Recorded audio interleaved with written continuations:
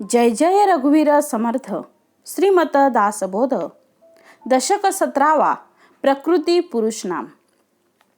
समास 10वा. टोनप सिद्ध लक्षण नाम. श्रीराम समर्थ.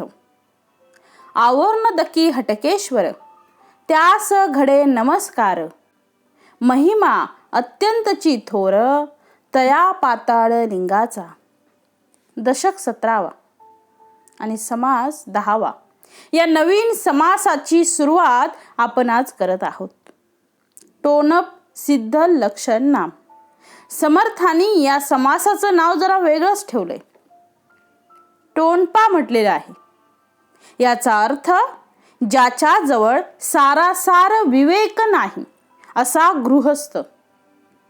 म्हणून समर्थ म्हणतात आहे या समासामध्ये अशा प्रकारचा मनुष्य, अशा प्रकारचा माणूस तो जीवनाचा उद्धार करू शकत नाही. ज्याला सगळं सारखंच दिसतं आहे, काच आणि हिरा हे याला सारखंच वाटतं आहे, त्याला परीक्षावंत नसल्यामुळे त्या माणसाची गणना मूर्खामध्ये केली जाते. पण समर्थाने हे असं का म्हटलेलं आहे याचं स्पष्टीकरण या समासामध्ये विशेष करून आपल्याला श्रवण करायला मिळणार आहे. समर्थ म्हणतायत आवर्ण दकी हटकेश्वर, त्यास घडे नमस्कार. महिमा अत्यंतची थोर, तया पाताळ लिंगाचा. परंतु तेथे जाववेना, शरीरे दर्शन घडेना. विवेके आणावे अनुमाना तया ईश्वरासी. श्री समर्थांनी हटकेश्वराच्या दर्शनाला जावं असं म्हटलंय. हटकेश्वर म्हणजे भगवान शंकर. पण त्यांच्या आजूबाजूला पाण्याचे वेढे आहेत, 7 समुद्राचे वेढे आहेत, म्हणून तिथे जाणं शक्य नाही. मग समर्थ म्हणतायत करावं काय त्यासाठी जाण्यासाठी. तर परंतु तेथे जाववेना, शरीरे दर्शन घडेना. विवेके आणावे अनुमाना तया ईश्वरासी. नाही जाता येत नाही ना आम्हाला तिथे. मग तिथे शरीराने जाता येत नाही तरी हार नाही, तरी विवेकाच्या सामर्थ्याने आम्हाला त्या गोष्टी प्राप्त करता येतात. पुढे म्हटलं आहे 7 समुद्राचे वेढे, उदंड भूमी पैलीकडे. सेवटी तुटले कडे भूमंडळाचे. 7 समुद्र ओलांडावे, तेथे जाणे कैसे फावे. म्हणून विवेकी असावे साधुजन. जे मला करता येत नाही माझ्या देहाच्या माध्यमातून, ते विवेकाच्या सामर्थ्यानं करा असं समर्थ म्हणतायत. 7 समुद्राचे वेढे आम्हाला पार करता येणार नाही. हटकेश्वराच्या दर्शनाला जाता येणार नाही. मग जाऊच नये का? समर्थ म्हणतात जरूर जावं, पण त्यासाठी देह हे साधन टाकावं आणि विवेक हे साधन घ्यावं. विवेकाच्या सहाय्याने आपल्याला तिथे जाता येऊ शकते. जे आपण असं नव्हे ठावे, ते जाणतयास पुसावे.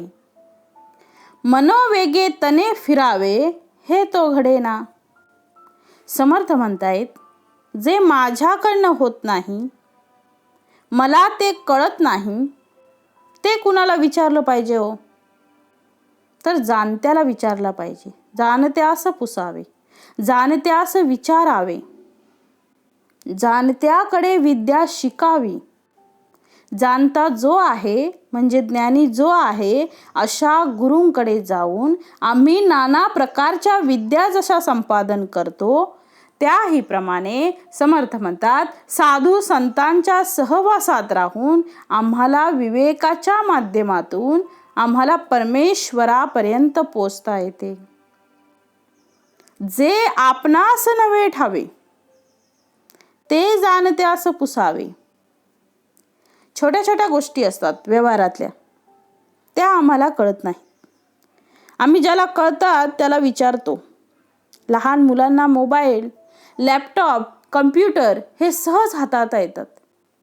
मग मोठी माणसं त्याला विचारतात, अरे बाबा, त्या ठिकाणी अशा अशा प्रकारचा मेसेज आहे, तो कसा डिलीट करायचा? हा मेसेज फॉरवर्ड कसा करायचा? नवीन मेसेज कसा लिहायचा?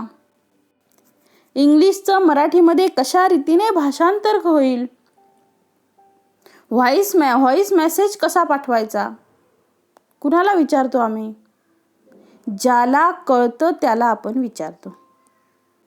म्हणून जाणत्याला जसं त्याच्या वयाचं बंधन सोडून द्यावं, त्याला कळतं की तो जाणता झाला. म्हणून समर्थ म्हणतात, जे शरीराच्या वेगाने जाता येत नाही ते मनाच्या वेगानं जावं, कारण शरीराला मर्यादा आहे. तो आम्ही कितीही धावण्याचा प्रयत्न केला तर मनाच्या वेगाने आम्हाला धावता येणार नाही. म्हणून समर्थ म्हणता आहेत पुढे, मनोवेगे तने फिरावे.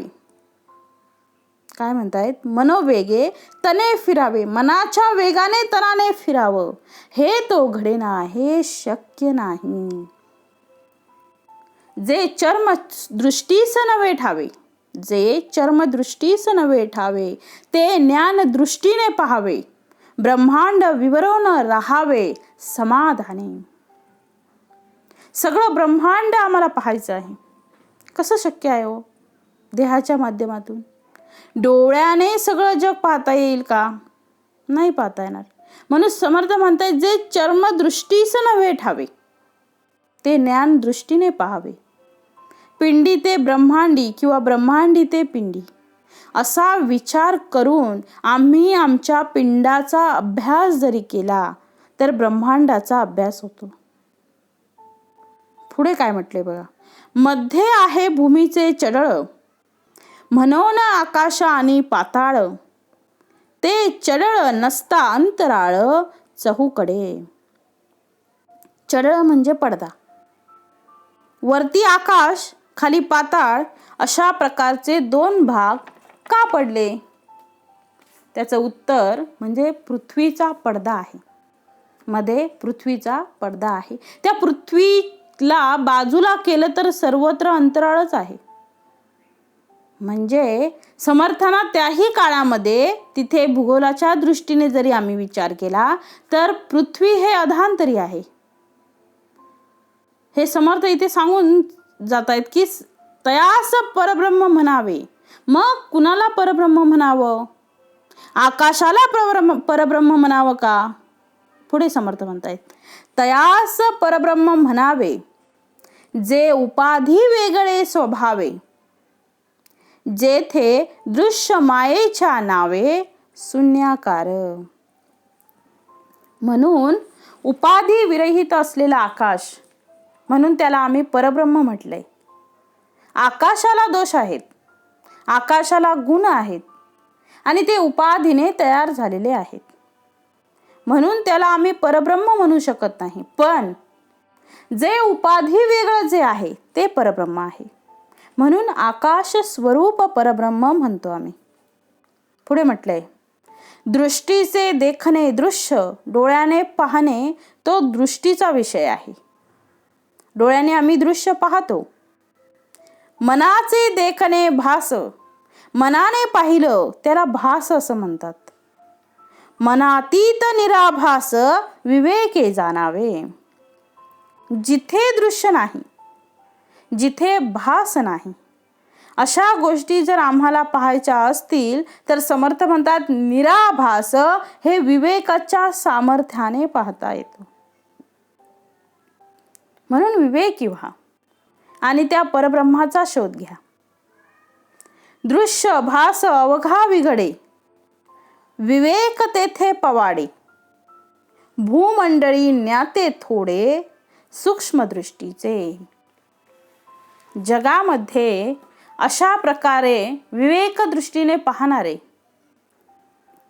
सूक्ष्म दृष्टी ज्यांच्याकडे आहे असे जगामध्ये ज्ञाते थोडेच आहेत.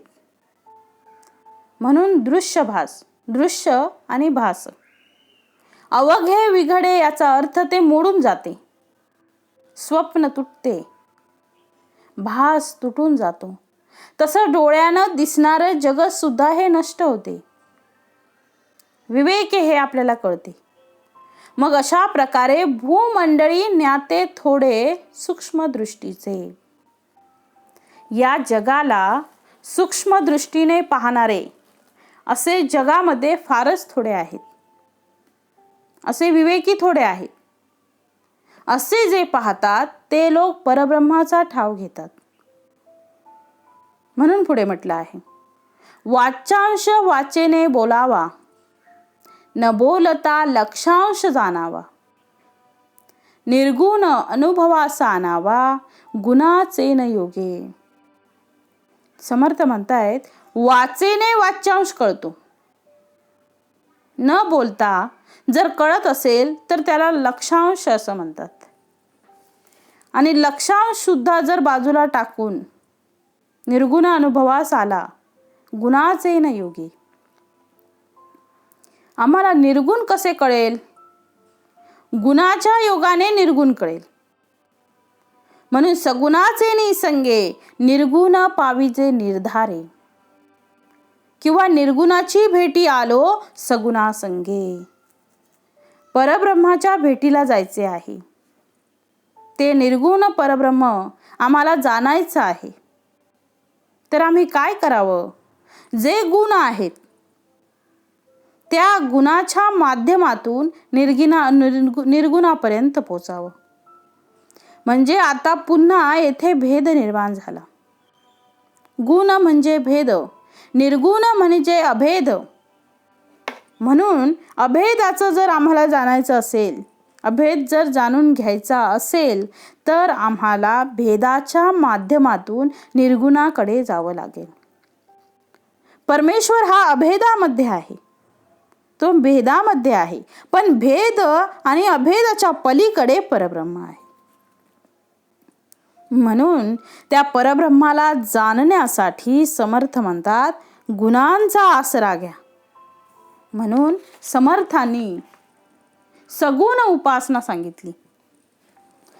तर रामाची उपासना का करावी? तर श्रीराम हा सर्व गुणांनी हे युक्त आहे. अशा प्रकारे त्या गुणांना आम्ही प्राप्त केलं पाहिजे. पुढे म्हटलं आहे, नाना गुण असं आहे नाश. समर्थ म्हणतात, गुण हे नाशिवंत आहेत. निर्गुण ते अविनाश, ढोबळ्याहून विशेष सूक्ष्म देखणे. डोळ्यांनी जे दिसते ते नष्ट होणार आहे. सूक्ष्म दृष्टीने जर पाहिलं तर आपल्या लक्षात येईल की हेच संपूर्ण जगत अणुरेणूंनी तयार झालेलं आहे. अणुरेणू डोळ्यांनी दिसत नाहीत, म्हणून सूक्ष्म दृष्टीने पाहिलं तर ते आपल्या लक्षात येईल. म्हणून गुणाच्या बाबतीत आपण विचार केला तर गुण नष्ट होणार आहे. पण त्या गुणाच्या आतमध्ये असलेलं जे निर्गुण तत्व आहे ते राहणार आहे. पण तिथे पोचायचं असेल तर गुणांचा आधार घ्यावा लागतो. आम्हाला वरच्या माडीवर जायचं आहे, वरच्या मजल्यावर जायचं आहे, तर आम्हाला पायऱ्यांचा आधार घ्यावा लागतो, लिफ्टचा आधार घ्यावा लागतो आणि नंतर वरच्या मजल्यावर जाता येते. त्याचप्रमाणे निर्गुणाकडे जात असताना आम्हाला सगुणाचा आधार घ्यावा लागतो. आणि सगुण म्हणजे अशा प्रकारचं कोणतं साधन जे निर्गुणापर्यंत आम्हाला पोचवेल. तर पुढे समर्थ म्हणतायत, जे दृष्टीस न पडे ठावे, ते ऐकोन जाणावे, श्रवण मनने पडे ठावे सकळ काही. म्हणून दृष्टीने दिसत नाही म्हणून ठीक आहे, ते बाजूला ठेवा. मग तुम्ही ऐकून जाणा, त्याचं मनन करा, त्याचं चिंतन करा. म्हणून दृश्य बाजूला सारल्यानंतर सुद्धा तुम्हाला मन आणि चिंतनाच्या माध्यमातून तेथपर्यंत पोचता येते. परंतु त्यासाठी गुणांचा आधार घ्यावा लागतो. अष्टधेचे जिनस नाना, उदंड पाहता कळेना, अवघे सगट पिटावेना कोणी एके. अष्टधा म्हणजे अष्टधा प्रकृतीचे जिनस म्हणजे वस्तू किंवा प्रकार, अनेक गोष्टी आहेत. पंचमहाभूत आणि त्रिगुण या सगळ्यांचा काळा जो आहे तो म्हणजे सगळ्या जिनसा आहेत. सगट सारखी स्थिती झाली म्हणून अष्टधा प्रकृती निर्माण झाली. त्यात नाना जिनसा आहेत.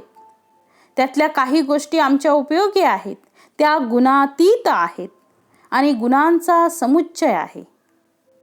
त्या गोष्टी आम्ही स्वीकारल्या पाहिजेत आणि ज्या गोष्टी आमच्या उपयोगी नाहीत त्या गोष्टी टाकता आल्या पाहिजेत. म्हणून हा भेद जरी दिसत असला तरी तो भेद सुद्धा आम्हाला दृश्य स्वरूपातला आहे तो समजून घ्यावा लागतो आणि त्या भेदाच्या पलीकडे जाऊन आम्हाला परब्रह्माला प्राप्त करून घ्यावे लागते. सगट सारखी स्थिती झाली, सगळे सारखेच आहेत असं म्हटलं तर चालेल का हो? नाही चालणार. माती आणि भाकरी सारखी आहे का? माती आणि भाकरी आम्हाला सारखी वाटत असेल तर समर्थ म्हणतात परीक्षा चुकती आहे तुमची. ऊस आणि ज्वारीचा दांडा सारखाच असेल का? मग म्हणतात परब्रह्म सर्वत्र आहे. म्हणजे जे भेदामध्ये आलेलं आहे, जे द्वंद्वामध्ये आलेलं आहे, ते द्वंद्व त्यातलं जे सार आहे ते सार स्वीकारावे लागते आणि असार आहे ते टाकावे लागते. खडे आम्हाला फेकावे लागतात आणि गहू वेचावे लागतात. म्हणून समर्थ म्हणतात आहे सगट सारखी स्थिती झाली, तेथे परीक्षाच बुडाली, चवी नटाने कालविली नानाने. चवीनटाने या शब्दाचा अर्थ ज्याच्या तोंडाला चव नाही असा. त्या चवीनटाचं काय आहे की जेवण करताना सगळा काळा करून घेतो आणि मग खातो. सगळं काला कसं करतो आणि मग खातो. अरे त्याला तिखट कळत नाही, खारट कळत नाही, गोड कळत नाही, त्याला कडू कळत नाही, त्याला तुरट कळत नाही, त्याला चविष्ट कळत नाही. तो सगळा काळा करतो आणि खाऊन घेतो कारण त्याच्या तोंडाला चवच नाही. पण ज्याच्या तोंडाला चव आहे तो चवीने त्या गोष्टी स्वीकारतो आहे. म्हणून तुम्ही गुणवंत व्हा आणि हा बोध त्या चांगल्या गोष्टी त्याच्यातून घ्या. टोनपे पण आहे ते तुम्ही टाकून द्या असा बोध समर्थ या ठिकाणी सांगतात आहे. समर्थ पुढे म्हणतात आहे जो मनुष्य ज्ञानी आहे तो मनुष्य चांगल्या गोष्टी स्वीकारणार असा गुणग्राहिक असला पाहिजे. म्हणून समर्थांनी पुढे म्हटलं आहे टोनपा नव्हे गुणग्राहिक. असा जो टोनपा, जो गुणग्राहक जो आहे, ज्याला सगळ्या गोष्टी सारख्याच वाटतात, तो मनुष्य गुणग्राहक कसा राहील? बाभुळीचं लाकूड आणि सागाचं लाकूड एक कसं म्हणू?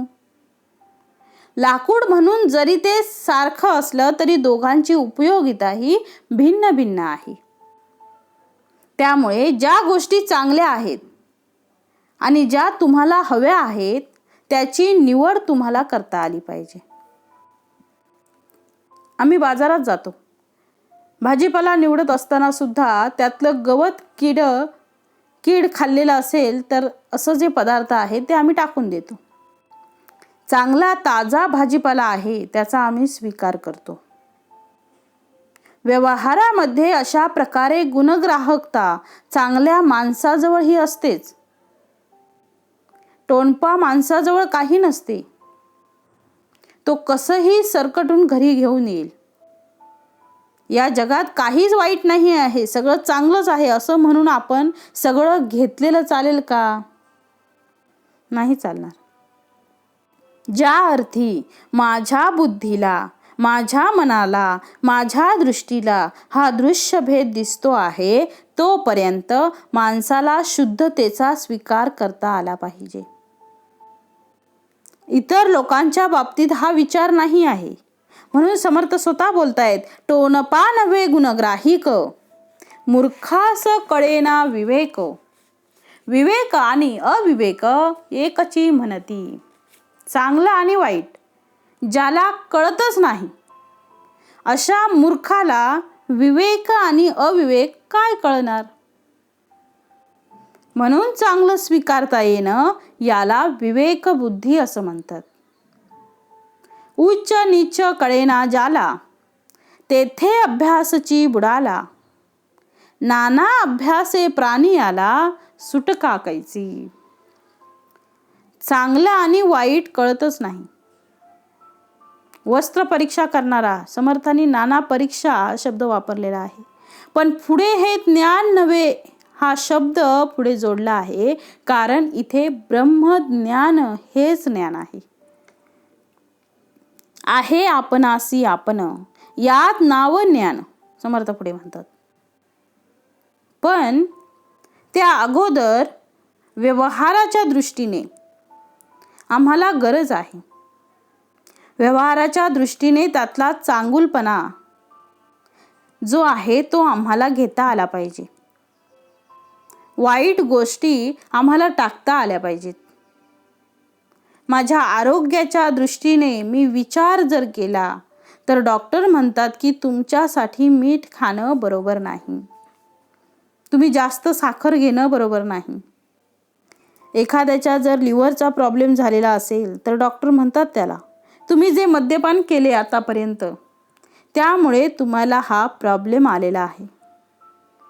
त्यानंतर जर तुम्ही कराल तर तुम्हाला मृत्यू येईल. ते त्याज्य आहे. ज्या गोष्टी त्याज्य आहेत त्या वाईटच आहेत. मग ज्याला ते वाईट आणि चांगलं कळत नाही या माणसाला समर्थांनी टोनपा म्हटलेला आहे, मूर्ख म्हटलेला आहे. पुढे समर्थ म्हणतायत वेड लागोन जाले ओंगळ त्यास सारिखेच वाटे सकळ. ते जाणावे बाष्कळ विवेकी नवती. ज्या माणसाला वेड लागलेला आहे, डोकं फिरलेलं आहे, तर तो गादीवर झोपण्याच्या ऐवजी तो कुरड्यावर झोपतो. आपण म्हणतो त्याच्याकडे समत्व बुद्धी आहे, सगळीकडे सारखंच आहे. थोडक्यात त्याला वेड लागलेला आहे.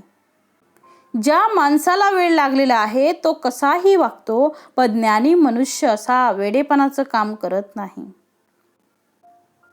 जे जे चांगलं आहे ते तो चांगला मनुष्य स्वीकारत असतो आणि चांगले व्हा. समर्थांनी प्रपंच आणि परमार्थ या दोन्ही गोष्टी एकाच वेळी सांगितल्या आहेत.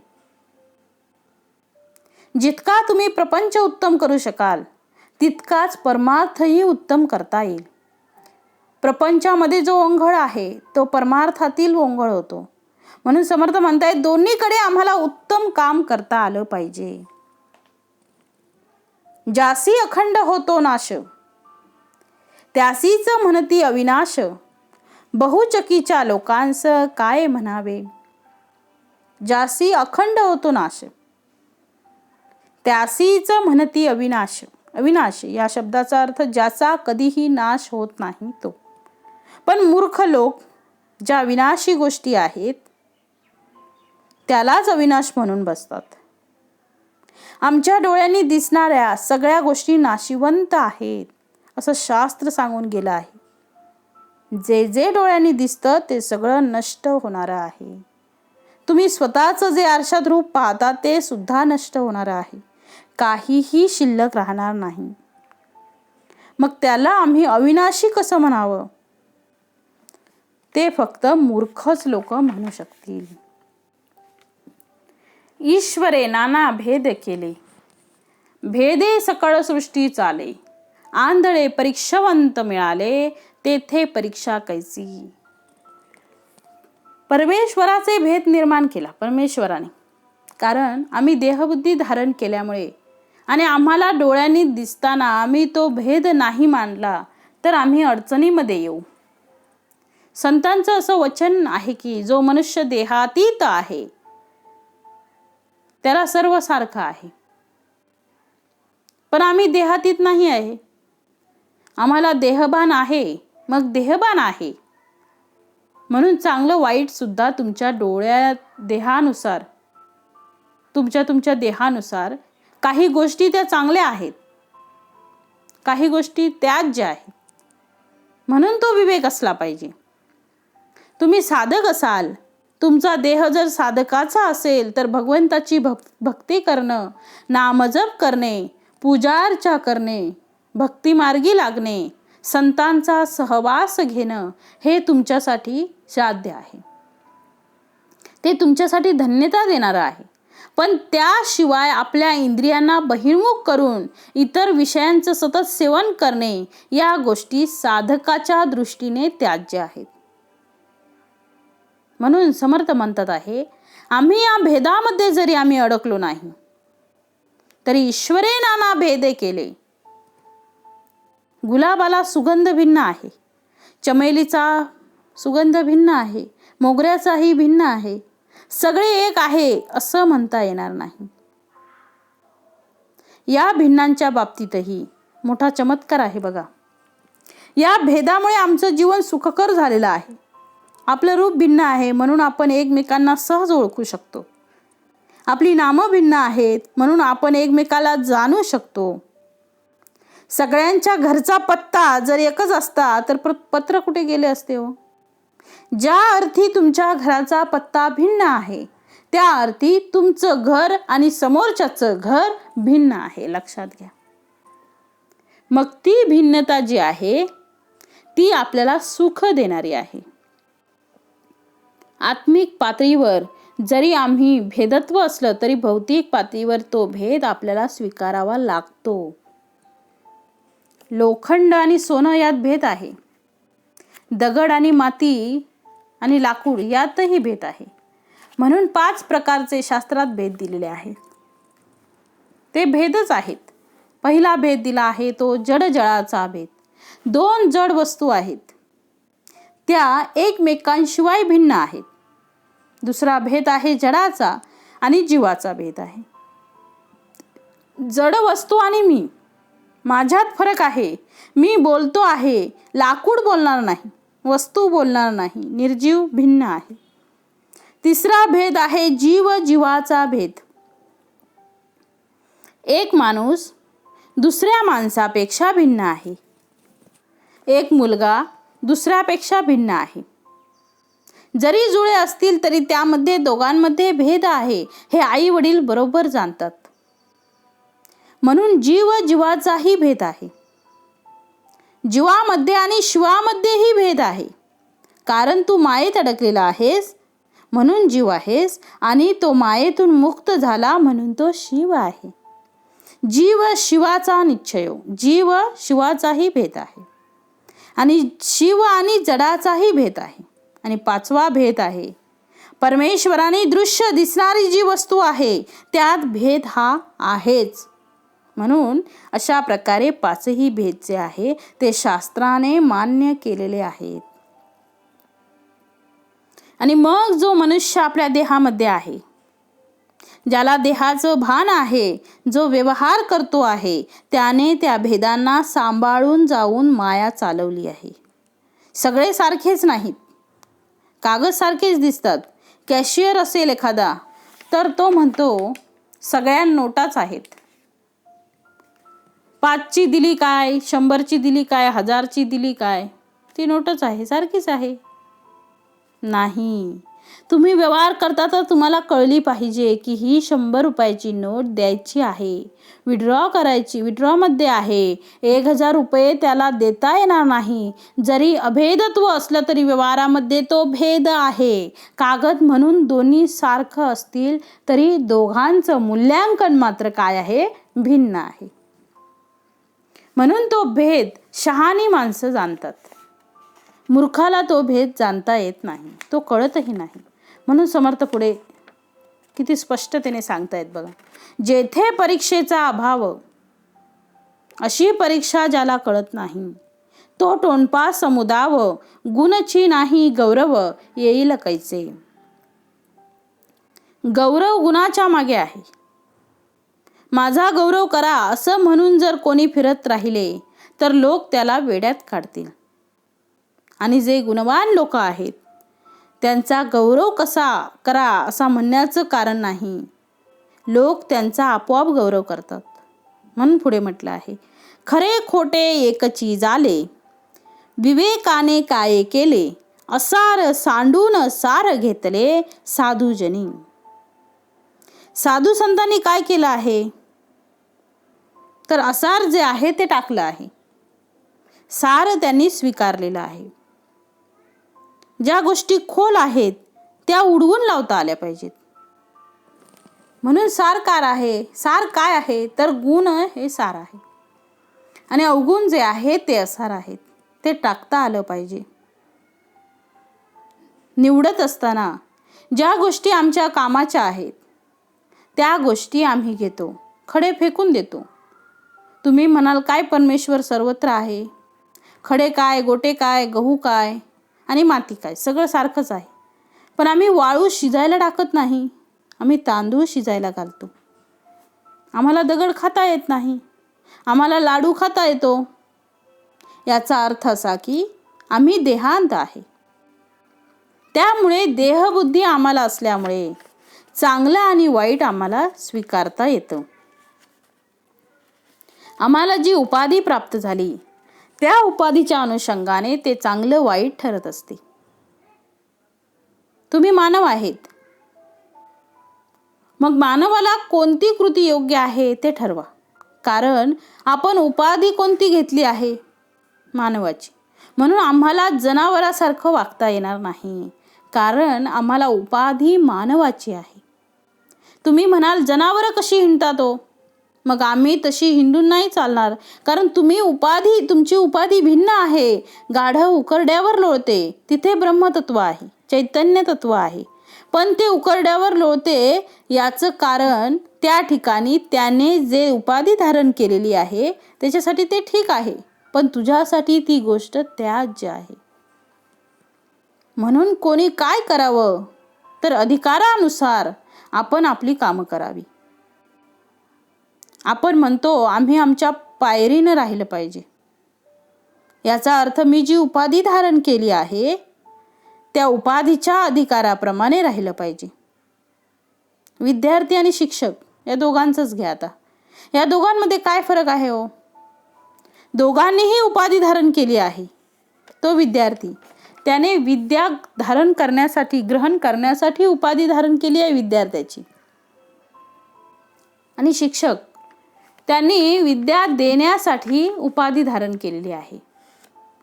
म्हणून दोघांची ही जागा भिन्न आहे. म्हणून गुरुजींचा राग शिष्यावर निघणं साहजिक आहे, पण शिष्याने गुरुजींवर रागावू नये, कारण त्याची ती उपाधी नाही. म्हणून आमची उपाधी ठरली पाहिजे आणि नंतर आमच्याकडून कार्य घडलं पाहिजे, तेच आपल्यासाठी योग्य आहे. सैनिक आहे, सैनिकाने सैनिकाची उपाधी धारण केली म्हणून त्याला संरक्षणाचा अधिकार दिलेला आहे. म्हणून ते संरक्षण करतात आहे. त्याने ते संरक्षण न करणे याचा अर्थ ते टोनप्याचं लक्षण होईल, किंवा त्याचा अधिकार दुसऱ्याने घेणे हे योग्य होणार नाही. तुम्ही उपाधी धारण करा आणि त्या उपाधीप्रमाणे तुम्ही ज्या गोष्टी चांगल्या आहेत, ज्या कर्तव्याच्या आहेत, ज्या शुद्ध आहेत, ज्या मानव हिताच्या आहेत, ज्या सगळ्यांच्या कल्याणाच्या आहेत त्या स्वीकारा. पहिलं माझं कल्याण करा आणि माझ्याबरोबर इतरांचं कल्याण करा. म्हणून समर्थ म्हणतात आहे, संत आम्हाला सतत सांगत आहेत, उत्तम वस्तूची परीक्षा करता आली पाहिजे. कैसी घडे नतद्रक्षा, नतद्रक्षाला कसे घडणार आहे. दीक्षा हिनापासी दीक्षा येईल कैची, दीक्षा हिनापुढे दीक्षा येईल कशी. ज्याच्याजवळ दीक्षाच नाही, ज्याच्याजवळ ज्ञानच नाही, ज्याच्याजवळ ज्ञान मागायला गेलं तर तो म्हणेल मीच भिकारी आहे. तर मी तुम्हाला काय देणार आहे. कपडे नसणाऱ्या माणसाकडे कपडे मागितले तर तो म्हणेल तुला काय देऊ मी, माझ्याचकडे कपडे नाही. पैसे नसणाऱ्या माणसाजवळ पैसे मागायला गेले तर ते म्हणतील माझ्याकडेच नाही तर तुला काय देऊ. म्हणून समर्थ म्हणतायत, नतद्रक्षाला जे हे शक्य नाही. म्हणून उत्तम परीक्षा करा आणि आपल्या हिताचा विचार करा. आपले न ओंगळपणे दिशा करून शौच नेने वेदशास्त्रे पुराणे त्यास काय करीती. वेदशास्त्र पुराण हे सगळं ज्याला स्वतःचा आत्मभान निर्माण झालेला आहे, ज्याला स्वतःचा उद्धाराचा मार्ग माहीत झाला आहे, ज्याला ज्ञान आहे की आपण काहीतरी मोठं झालं पाहिजे, त्यांच्यासाठी हे आहे. कुत्र्या मांजरांसाठी हे नाही, प्राणी मात्रांसाठी नाही. कारण त्यांनी तो देह धारण केलेला आहे. त्या धारण केलेल्या देहाला हे त्यांच्यासाठी ते नाहीच आहे. त्यांचा आहार निद्रा भय मैथुनच त्यांच्यासाठी आहे. जे मनुष्य सुद्धा पशुप्रमाणे ओंगतात वागतात त्यांना काय म्हणावं. समर्थ म्हणतात त्याला नतद्रक्ष म्हणावं. म्हणून समर्थ इथे म्हणतात आहे की दिशा करून शौच करणे, शौच नेणे, दिशा करून शौच नेणे.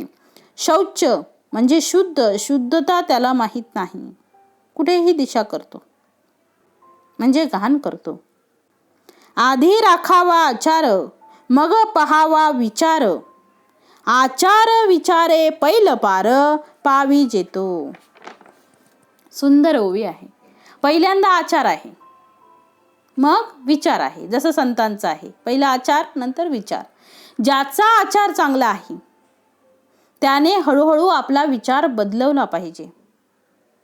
माणसाने पहिलं मंदिरात जावं आणि मग आपल्या मनामध्ये भक्ती निर्माण करावी. कारण त्या आचाराच्या माध्यमातून विचार तुमच्या मागे येईल. पहिले संतांचे पाय सेवावे मग अर्थ आचार करावा आणि नंतर अंतत्व प्राप्त करावं. पहिले शाळेत जावं आणि मग ज्ञान मिळवावं.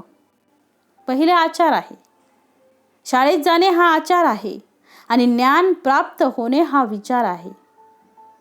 म्हणून समर्थ म्हणतात आहे तुम्ही आचाराने उत्तम व्हा आणि नंतर तुम्ही त्याप्रमाणे विचार आपला स्थिर करा.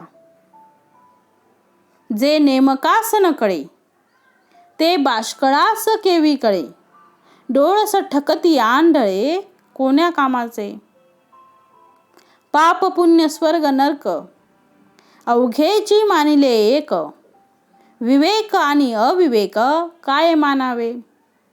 अमृत विष एक म्हणती परी विष घेता प्राण जाती, कुकर्मे होते फजिती सत्कर्मे कीर्ती वाढे. समर्थांनी दृष्टांत दिलाय. विष अमृत एकच आहे ते कोणासाठी आहे. विष आणि अमृत एक आहे हे म्हणता कसे. अहो विषाने प्राण जातो आणि अमृताने जीवन मिळते, मग ते एक कसे.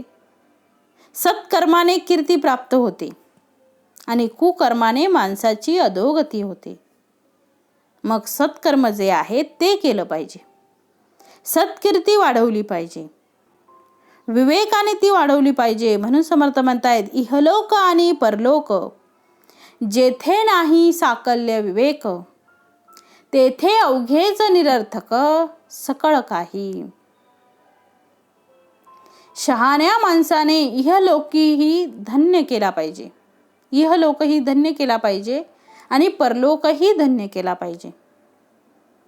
मी सुखी झालो पाहिजे आणि या सुखालाही सोडता आलं पाहिजे, अशी भावना पाहिजे. सुख प्राप्त करावे आणि सुखाच्या प्राप्तीनंतर त्याचा त्याग करावा. म्हणून संत संगची जावे. म्हणून आपण संत संघाच्या मार्गाला लागावं. सत्शास्त्राची श्रवण करावे.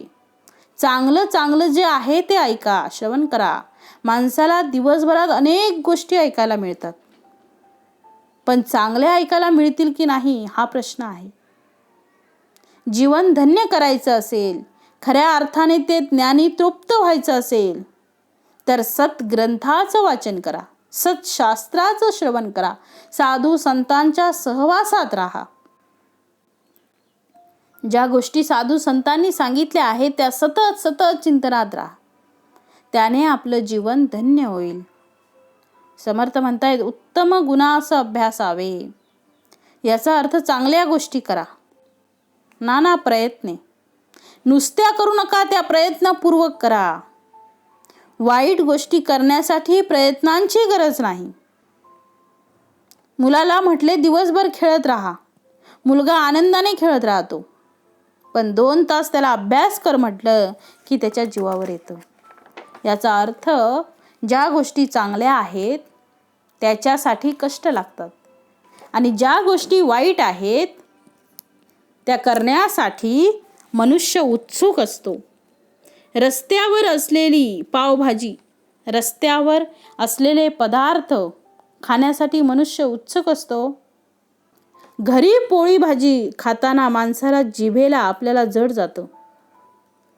याचा अर्थ विषय सेवन करत असताना माणसाला गोष्टी आवडत असतात, पण त्या विषयाचा त्याग करून चांगल्या मार्गाने प्राप्त करणं, चांगल्या गोष्टी मिळवणं यासाठी मनाचा निग्रह लागतो आणि तो निग्रह आपण करावा असं समर्थ या समासामध्ये इथे सांगत आहेत. इति श्रीदासबोधे गुरु शिष्य संवादे टोनप सिद्ध लक्षण नाम समास 10वा. जय जय रघुवीर समर्थ.